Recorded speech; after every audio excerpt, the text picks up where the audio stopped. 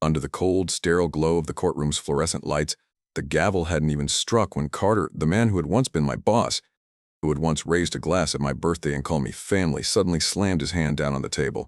The sharp, dry sound echoed through the room, making everyone flinch.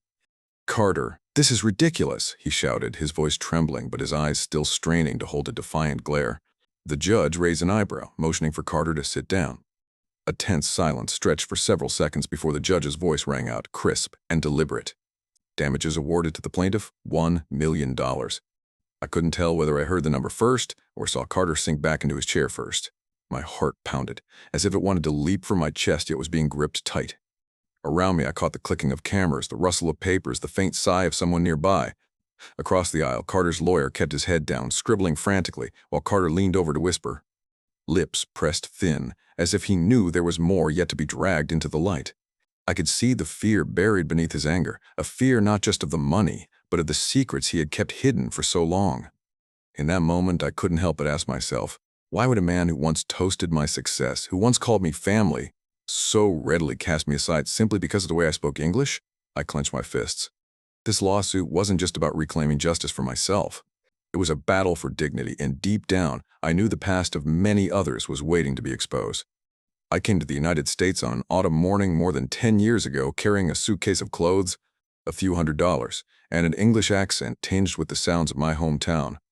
I worked for a customer service company in Texas, a state where the immigrant community still quietly exists under scrutinizing glances.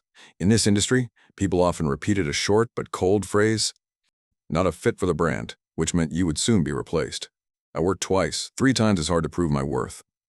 The day I was awarded Employee of the Year, Carter himself walked onto the stage, handed me a wooden plaque with my name carved into it, patted my shoulder and said, "Your voice is warm. Customers like that feeling." I believed him, believed this job would be with me for the long run. But only a few months later, when I walked into the office, I saw my name erased from the main project team list. I was moved to a small room with no windows, right next to the file storage. It felt as if the entire world had shrunk to 4 cold walls and the smell of old paper. On some nights after work, I would video call my mother back home. She smiled and asked, as she always did, "Are you well? Is work going fine?" I smiled back and said, "Everything's great, Mom." But behind the screen, I hid my tired, dark-ringed eyes and the slight tremor in my hands. Small changes began piling up. I was no longer invited to meetings with important clients. Emails that used to CC me now disappeared. When I spoke up, a few colleagues would glance at each other and smirk. Everything was sliding in a direction I couldn't yet grasp. Carter kept his friendly facade, but "Your voice is warm" was now replaced with cold words from HR. "We've received feedback that your accent is difficult for some clients to understand." That sentence was like a thin blade, slicing through the trust I once had in someone I thought was an ally.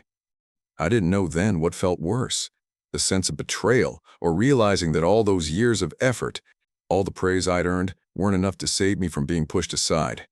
And I didn't yet know that everything was only just beginning. Before everything collapsed, my job wasn't just stable, it was my family's pride.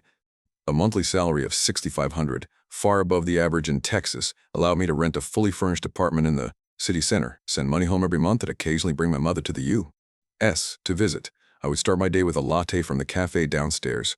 The receptionist knew my name. Colleagues greeted me with warm smiles.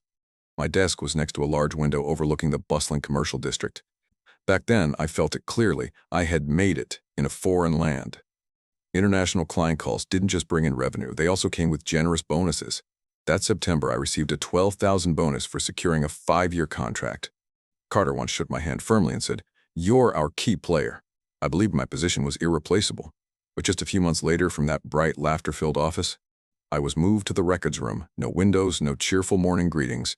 My paycheck was slashed nearly in half, bonuses vanished, and I began counting every dollar when buying food. The free fall was measured not only in money, but in the crushing of my self-worth. A person who once earned thousands a month now stood before the mirror each morning, wondering, what new reason will they find today to push me out? I still remember that day clearly, the day my younger sister called in tears because she knew I wouldn't be at her wedding. I booked my flight, packed my dress, and even prepared a special wedding gift from the U.S. But on the very morning I was to fly, a major client system crashed, freezing all transaction data. Carter personally called me into the meeting room, his voice urgent. "We need you here. If this isn't fixed today, we lose them." I looked at the packed suitcase, then at the computer screen filled with flashing error codes. I knew my choice. I stayed in the office for 14 straight hours, missing the only flight of the day. When the system came back online, the client sent a thank you email and extended their contract for 3 more years. The next day, Carter stood in front of the entire office, patted my shoulder, and said loudly, "You saved us!" People applauded, and I smiled, believing my sacrifice would always be remembered. But now, that very same man, the one who had publicly praised me, was coldly telling me I was not a fit for the company. All because of my accent. That feeling wasn't just betrayal, it was as if someone had erased my past and denied every sacrifice I had made. The new office on the ground floor had windows covered with old gray blinds, yellowish light seeping from tired fluorescent bulbs, making the room feel forever stuck in a late winter afternoon. No breeze, no sunlight, only the smell of old paper and the steady hum of a desk fan ticking away like a slow countdown clock. It felt like being buried in a basement, completely cut off from the outside world. The sounds from the main office, ringing phones, the clatter of keyboards, were now just faint echoes through thick walls. Whenever I walked down the hallway, I could see people in the distance talking animatedly, their eyes bright with plans. But the moment I drew closer, the voices slowed, then stopped, as if someone had invisibly pressed the pause button. Their eyes flicked over me before quickly turning away, leaving behind a silence so stark I could hear my own footsteps on the cold tile. On the outside, I still wore neatly pressed suits, polished shoes, sitting upright at my desk. My voice over the phone kept its warm, steady tone. "Good morning, thank you for calling," as if nothing had changed. Clients still heard a polite, professional employee, always ready to help. But inside, when the computer screen went dark and the headset was set down, I quietly opened my wallet, counting small bills and coins to make sure I had enough to cover rent that month. My paycheck was now so thin that each time I received it, I calculated whether I should skip lunch or postpone sending money home to my mother. The gap between my outward image and inner reality widened every day. Like two parallel worlds I had to live in at once, one to reassure others and one to convince myself I was still okay. Once, I gathered all my courage and walked into Carter's office holding the project plan I had spent weeks preparing. I asked directly why my name had been removed from the quarter's biggest project. Carter didn't meet my eyes, only shrugged and said, "It's for the brand." I stood silent for a few seconds, unsure what brand meant in this context. The company's image, revenue, or was it just a polite way of saying they wanted me gone? In the days that followed, I began seeing that word, brand, appear repeatedly in internal emails, in the titles of closed-door meetings, even in notes I glimpsed while passing HR's desk. But no one explained it, as if everyone understood an unspoken truth I wasn't allowed to know. It wasn't until I was standing in court under dozens of eyes and cameras that I'd finally learned what brand truly meant and why it was the knife that cut off my career. A colleague who had once been close to me, Sarah, used to invite me to lunch, sharing small daily stories. We had spent hours sitting side by side, working and exchanging ideas, even joking that if one of us left the company, the other would die of boredom. But just a few weeks after I was moved to the windowless room, Sarah began to avoid me. She rarely stopped by my desk, and the messages I sent her were often met with short replies or silence.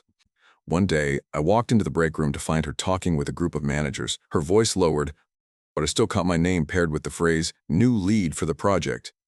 The next day, rumors spread Sarah would take over as team lead for the project I had once headed. No one told me directly, but the pitying glances from a few colleagues as they passed were enough for me to understand. It felt like a circle closing in, pushing me out, leaving me standing alone in a long, cold hallway. Everything began escalating faster than I could have imagined. Every time I tried to get back on my feet, telling myself I still had value, another blow would come, hitting harder and knocking me down again. One afternoon, I walked past Carter's office.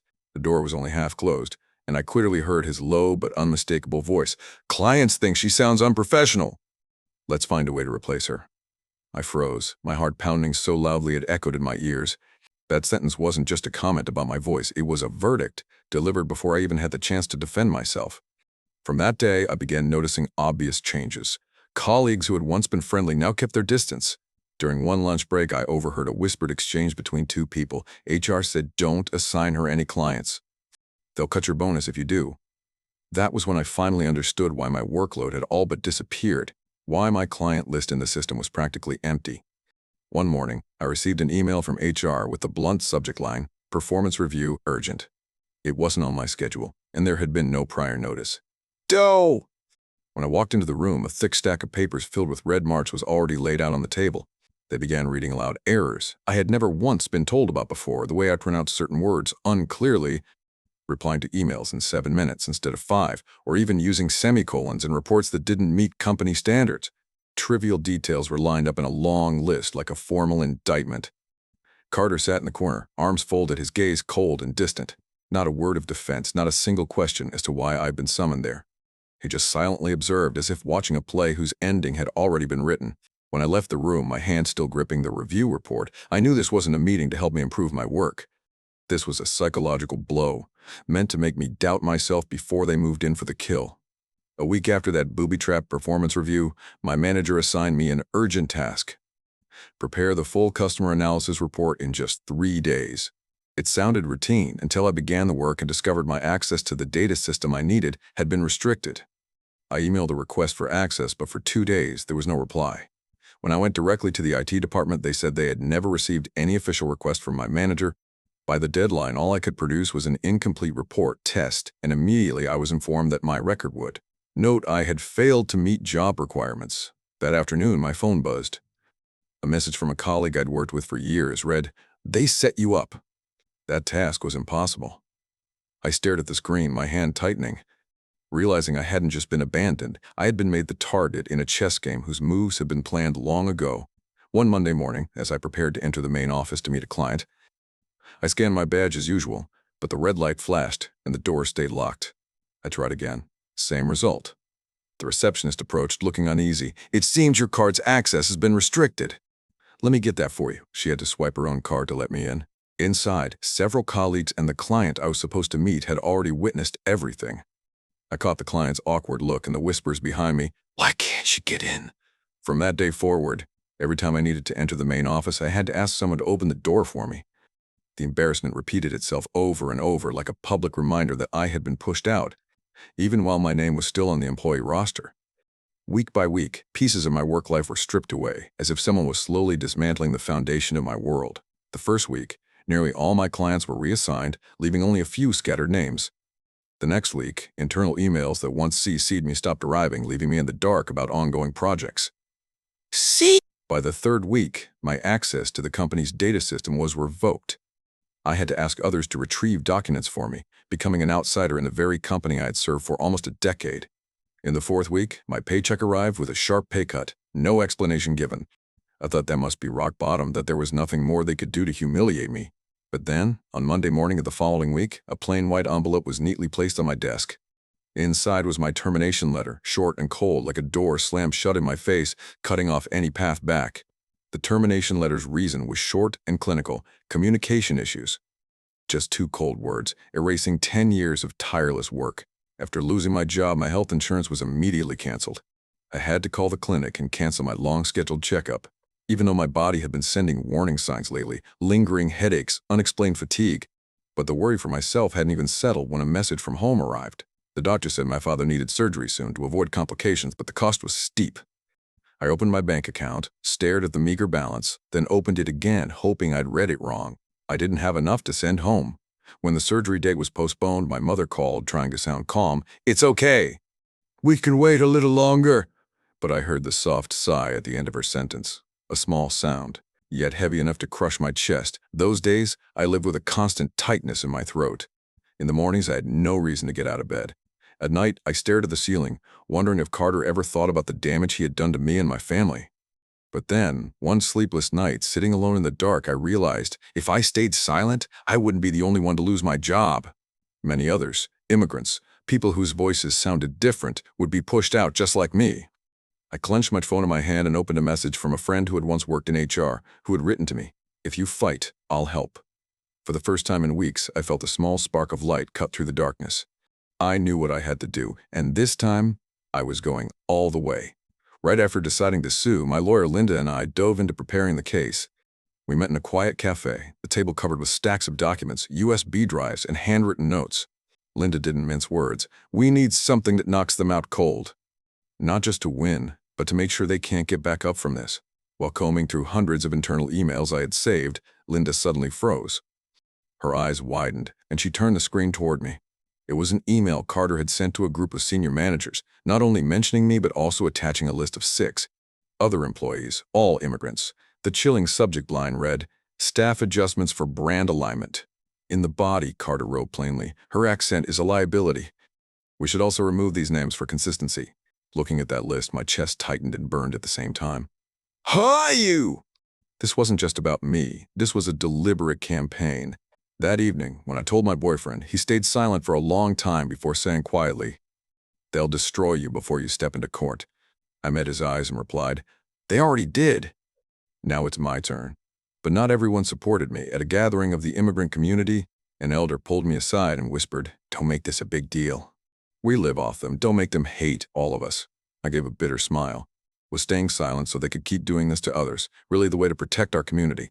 Linda mapped out the plan in detail. Our trump card would be twofold. First, Carter's email, undeniable proof of a systemic pattern of discrimination. Second, an unexpected witness, the company's former HR director who had left 2 years earlier.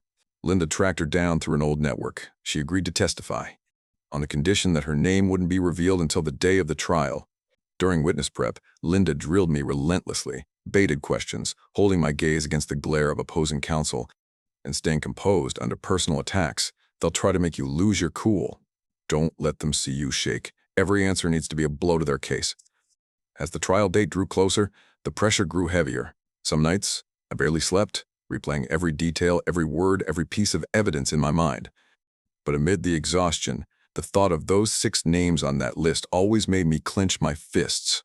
I wasn't just fighting for myself anymore. I was fighting to make Carter and those like him pay for what they called brand alignment. Throughout the preparation, I began noticing a strange black car parked at the corner near my house. Always there when I came home late, and still there when I turned off my lights to sleep. At first, I thought it was a coincidence, but it happened night after night. One evening, I decided to step outside and check. As soon as I opened the gate, I saw the figure inside jolt in surprise. They started the engine and sped off, leaving behind the faint smell of gasoline in the cold air. The next day, I told Linda. She frowned and said firmly, "They might be trying to gather intel or intimidate you into quitting." "Don't go out alone at night. I'll arrange some precautions." That was when I realized this battle wasn't confined to the courtroom. It was creeping into the shadows of my life, in ways I hadn't imagined.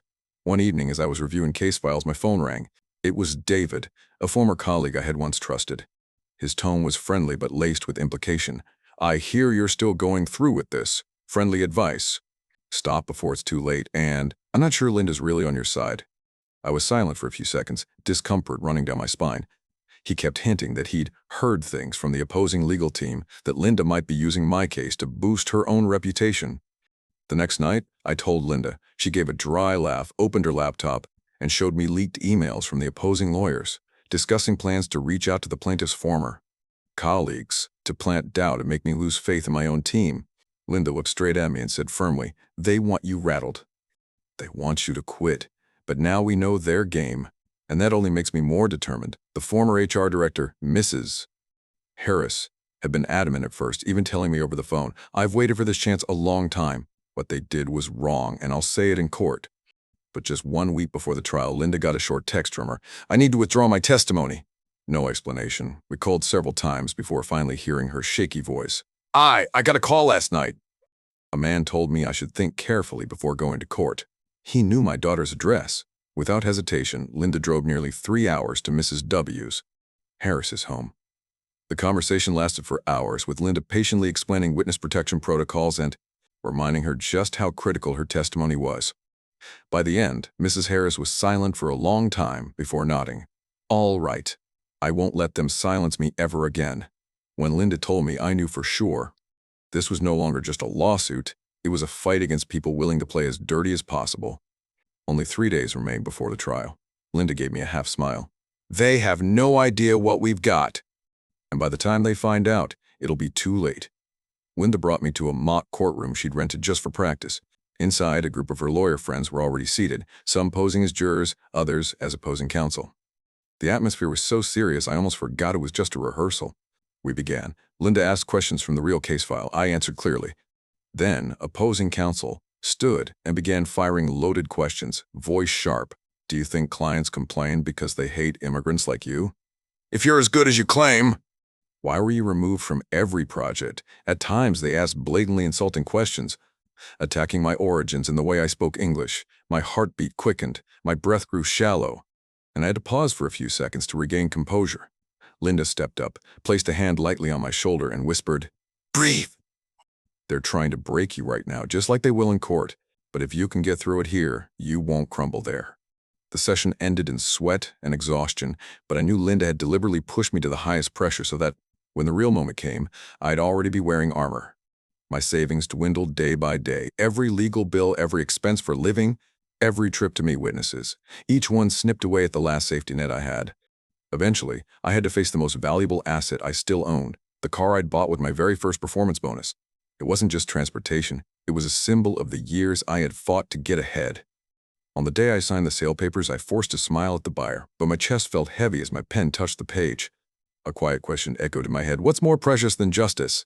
The answer came instantly. "Nothing." I walked out of the lot empty-handed, but somehow lighter. No! Every sacrifice I made now was buying me the one chance to make them pay. One late night, the only light in the room came from my desk lamp. In front of me was a towering stack of documents crammed with notes, emails, and transcripts, all pressing down on me. I sat still, staring at them, feeling as though I was sinking.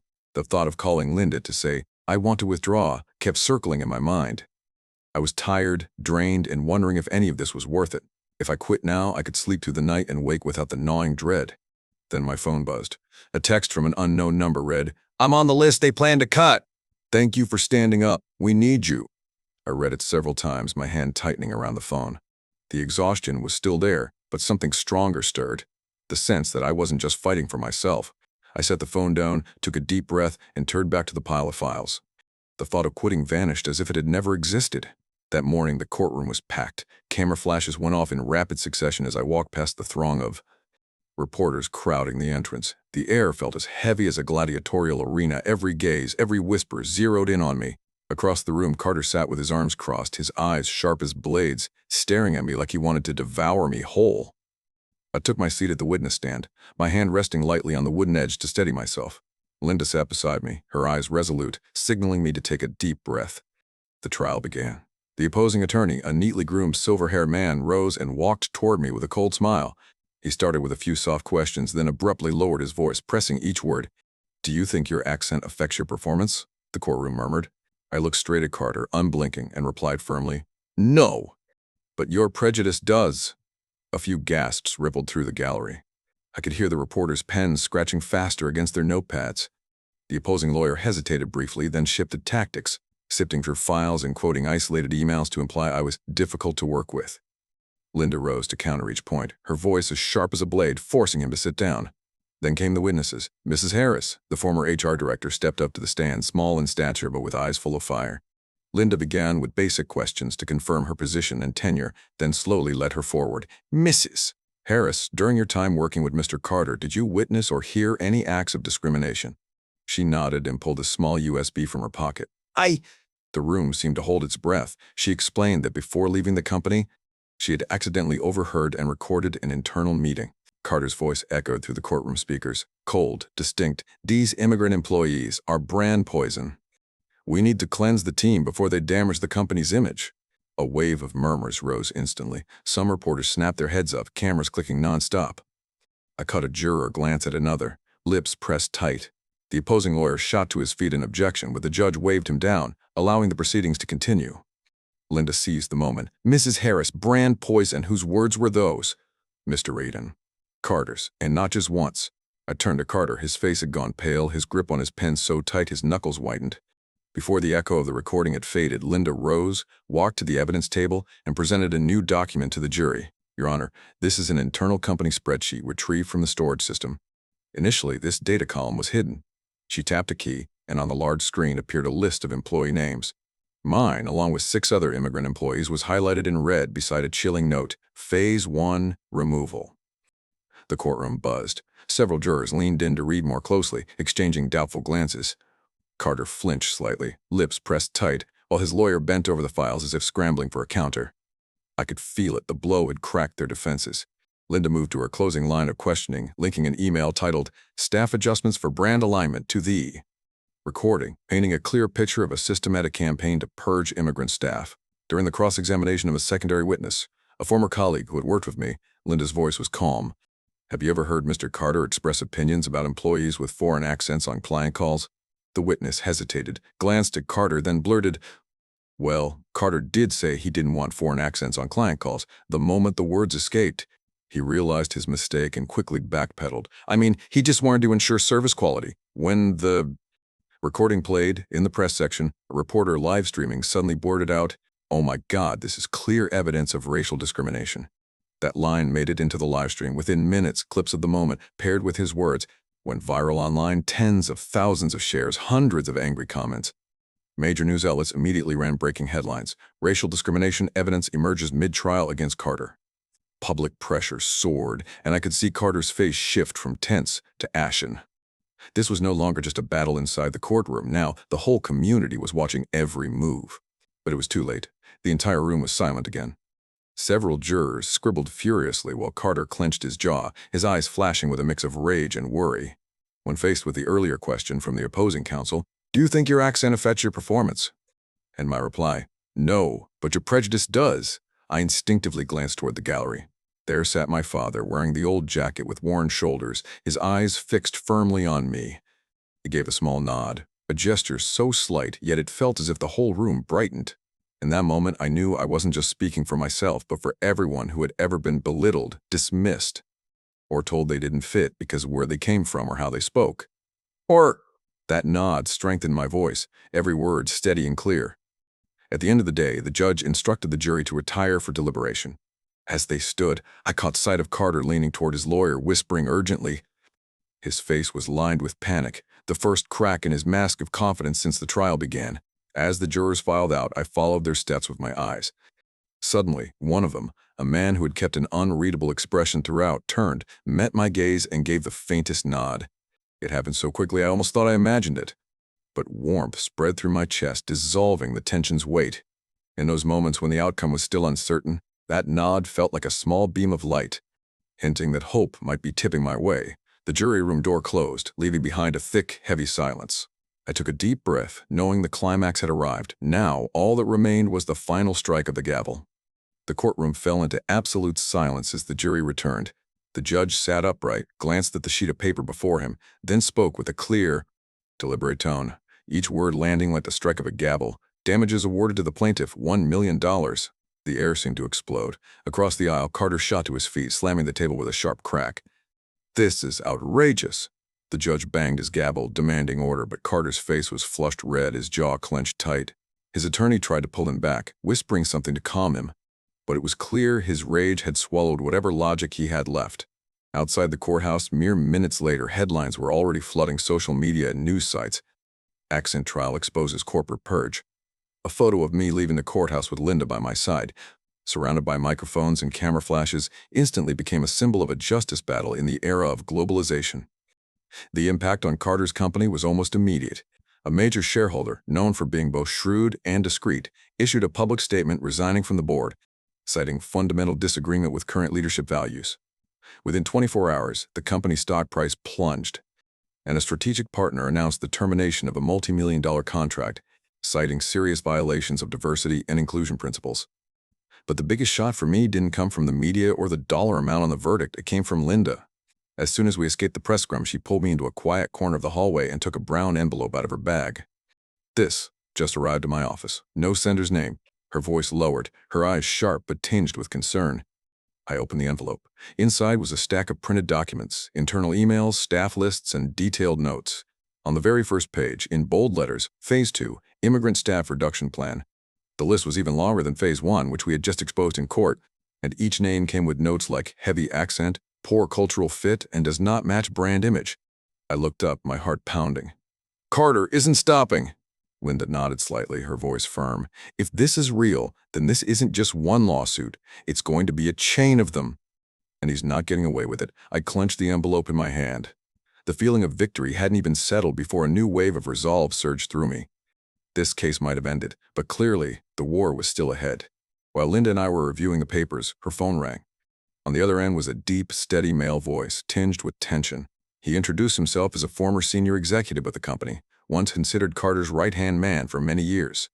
He got straight to the point. "I can't stay silent anymore. What happened today is just the tip of the iceberg.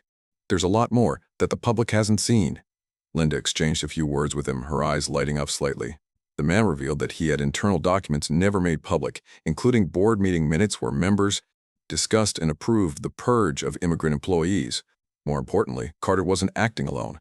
This was a coordinated campaign backed by several top executives. Before hanging up, he said something that made my skin crawl. "This isn't over, and I'm willing to testify." Linda gripped the envelope tighter, her expression growing more serious. She lowered her voice so only I could hear. "I believe this came from someone inside the company, and if Carter finds out who, they could be in real danger." I glanced down at the stack of documents, lists, emails, and meeting notes that could shake the entire corporate structure.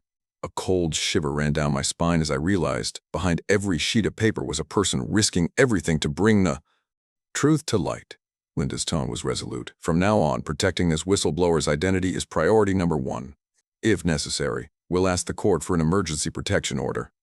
I nodded. In that moment, the $1 million win felt small compared to the responsibility of safeguarding the person who had handed us the key to the next battle. The sky was gray as I stepped out of the taxi, my phone buzzing nonstop.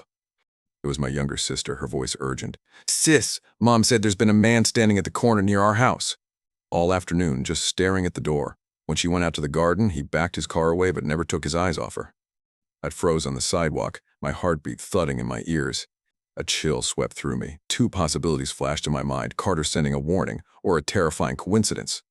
The blare of car horns and the shuffle of passing footsteps suddenly felt distant. I glanced around, realizing that every courtroom victory came at a price, and maybe my enemy had just started playing a far more dangerous game.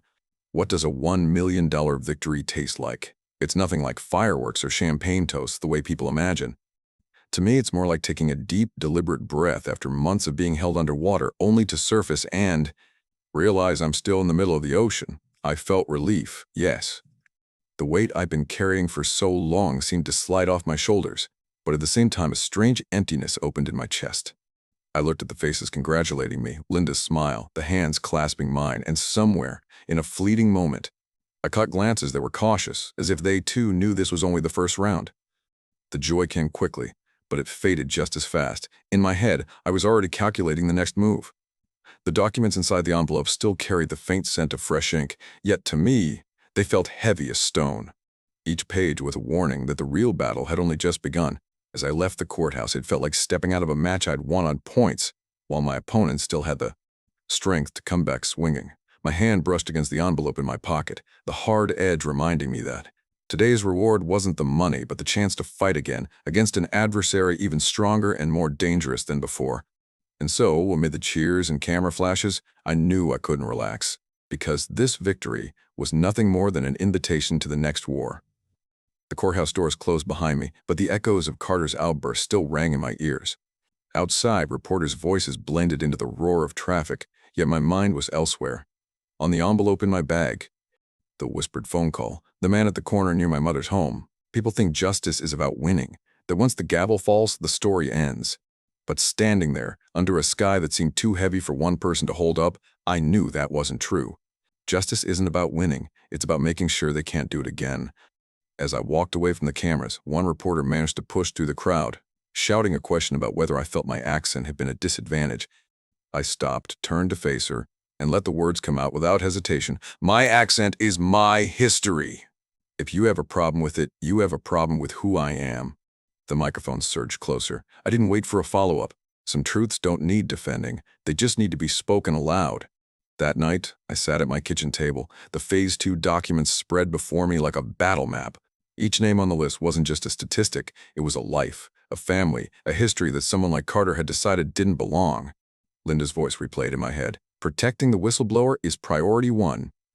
She was right. Winning in court had given me a platform. But protecting people? That was the real work. The phone buzzed again. A text from Linda. "We need to talk tomorrow. Urgent." I didn't ask why. I already knew. This was bigger than one trial. Bigger than me. I stepped outside for air, the city lights blurring through the mist. Somewhere out there, Carter was regrouping, plotting his next move. Somewhere out there, allies were deciding whether to step forward or stay silent. And somewhere out there, a whistleblower's safety hung by a thread. For the first time that day, the adrenaline faded, leaving only a cold, focused resolve. I thought about what the ex-executive had said, that today was just the tip of the iceberg. He was right. The more I replayed everything, the clearer it became. I had been fighting for my job. Now, I was fighting for something far bigger. I let my eyes drift up to the night sky, the low hum of the city wrapping around me like a warning and a promise all at once. So, I thought I had won, until I realized the war had just begun. You,